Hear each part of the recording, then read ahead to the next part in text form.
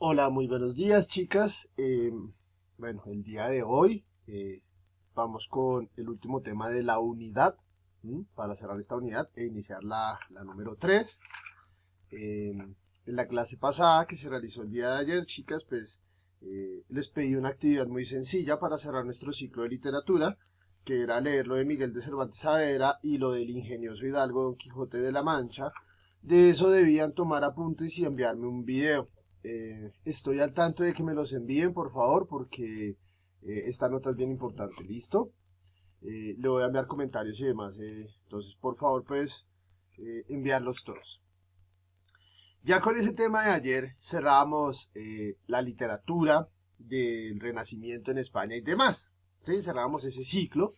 Y hoy, pues, vamos con un tema complementario de la unidad que se denomina la simbología en la caricatura.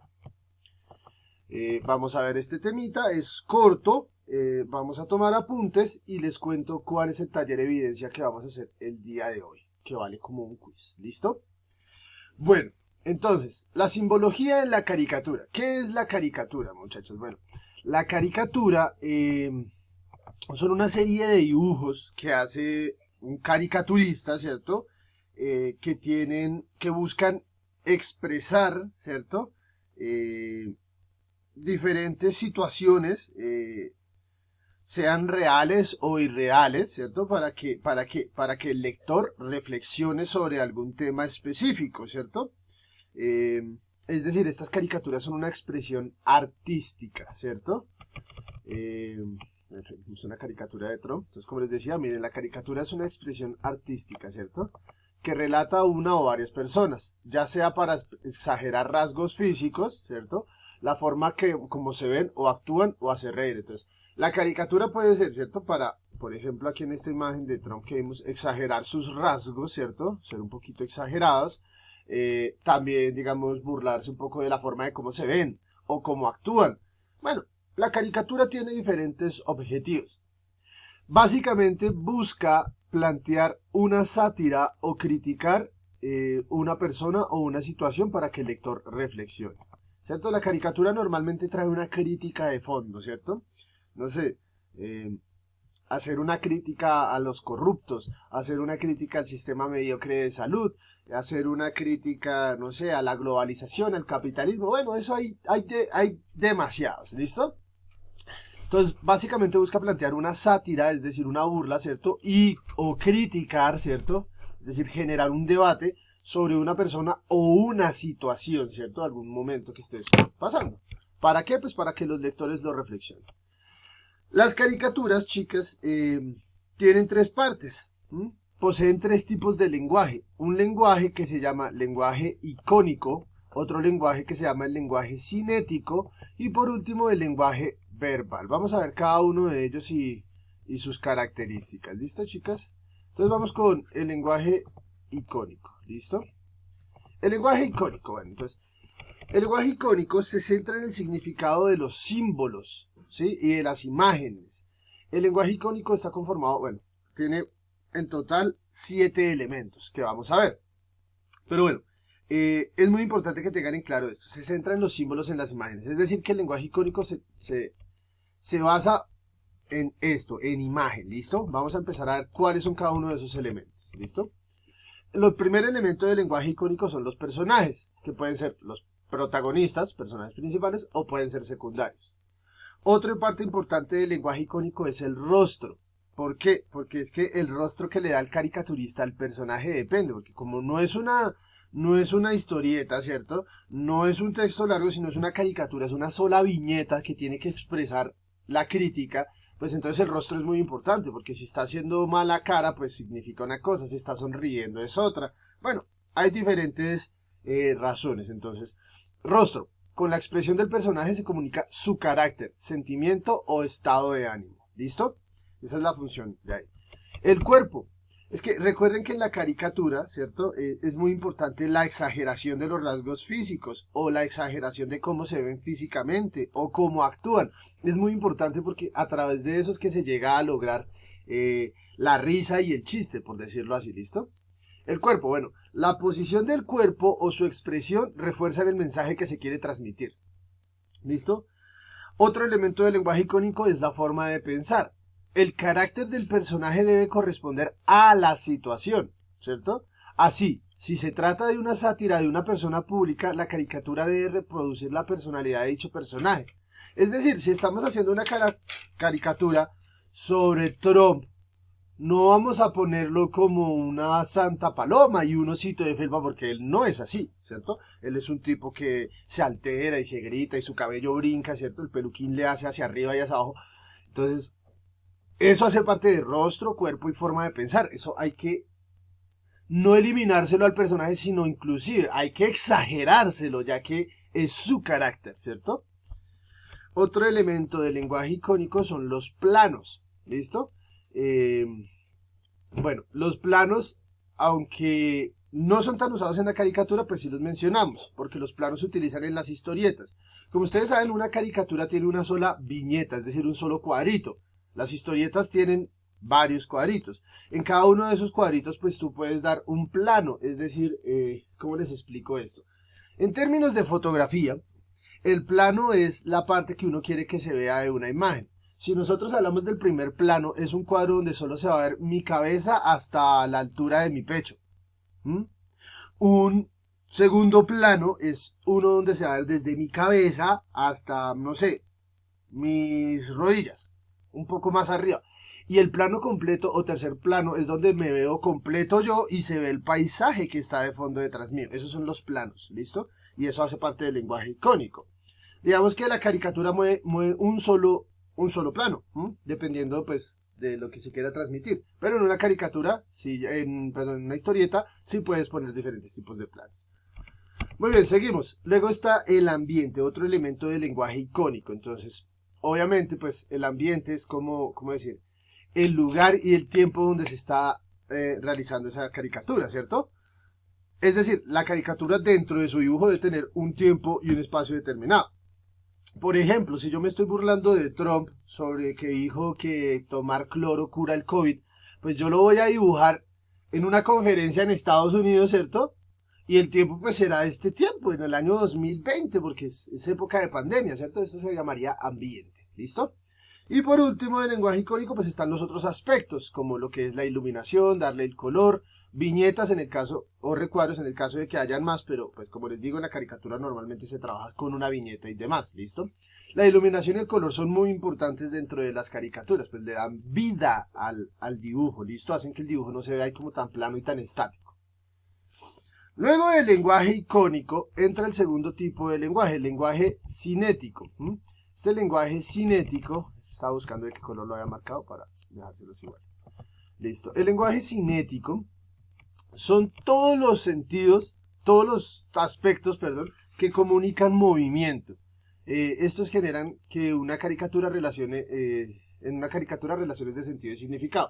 ¿Qué quiere decir esto? Dentro de la caricatura, el personaje no está parado quieto, ¿cierto? Mirando solo a un punto fijo. No, la idea del caricaturista es ponerle aspectos que le generen, digamos, movimiento a esa imagen, ¿cierto? No sé, el personaje va, cuando lo vean en la página 93, va corriendo con una tula, ¿cierto?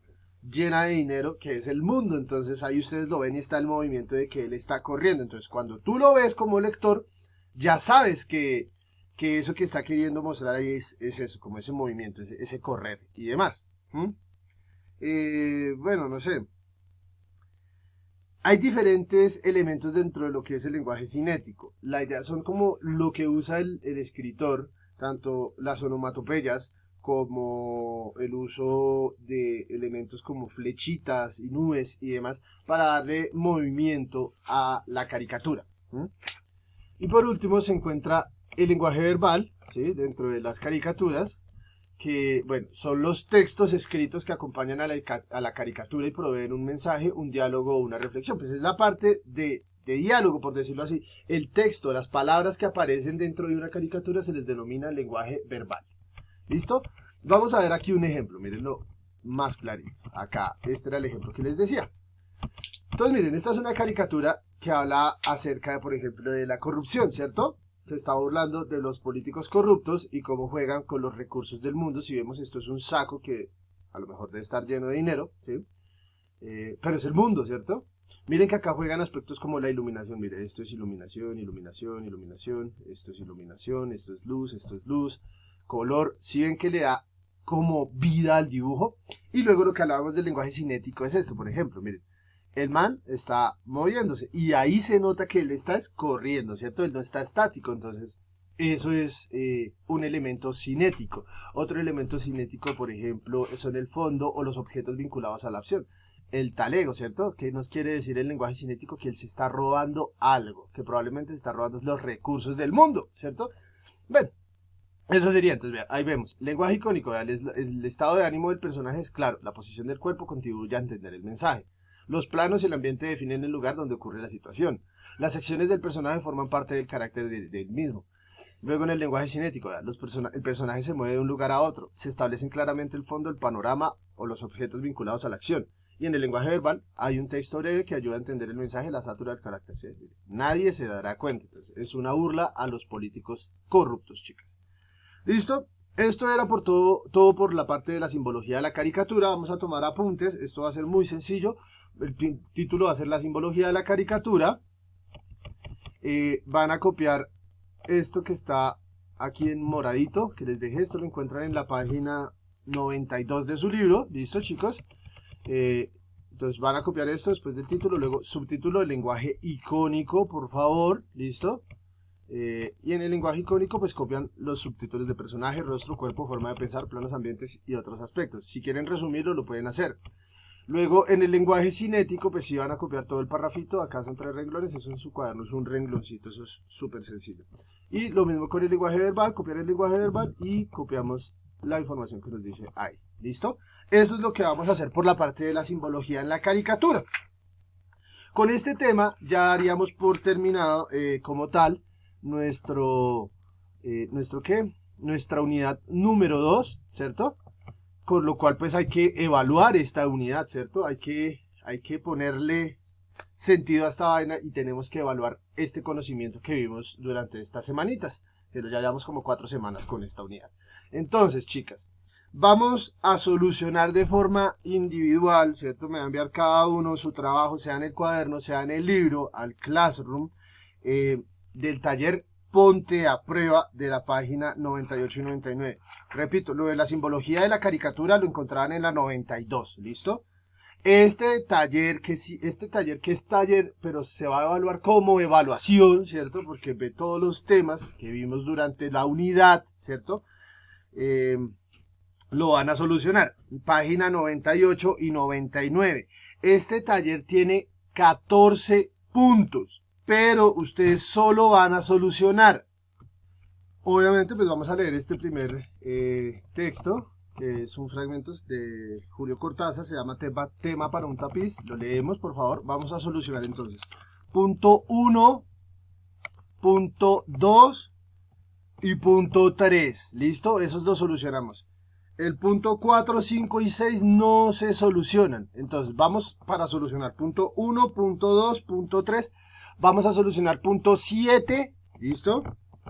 Punto 8. ¿Listo? El punto 1, 2 y 3 son sobre la lectura. El punto 7 es sobre las familias léxicas. El punto 8 es la acentuación de interrogativos y exclamativos. ¿Listo? Esos hay que hacerlos. El punto 9 también lo hacemos, que es sobre el Renacimiento en España. ¿Listo? El punto 10 no se hace. Se hace el punto 11, que también tiene que ver con la novela renacentista. ¿Listo? Punto 11. Tienen que, bueno, el punto 12 no se hace. Leen este fragmento del Quijote, por favor, y solucionan punto 13 y punto 14. ¿Listo? Les repito, tenemos que solucionar punto 1, 2, 3, 7, 8, 9, 11, 13 y 14. ¿Listo? Tienen que hacer 9 punticos en total. La mayoría de estos puntos son de respuesta múltiple, es decir, A, B, C, D. Entonces no es tan extenso. Pueden repasar en su libro para que el taller y les quede muy bien. Cualquier duda o inquietud, ya saben, de 7 a 3, chicas, me pueden consultar. Que estén muy bien, que pasen un feliz día. Hasta luego.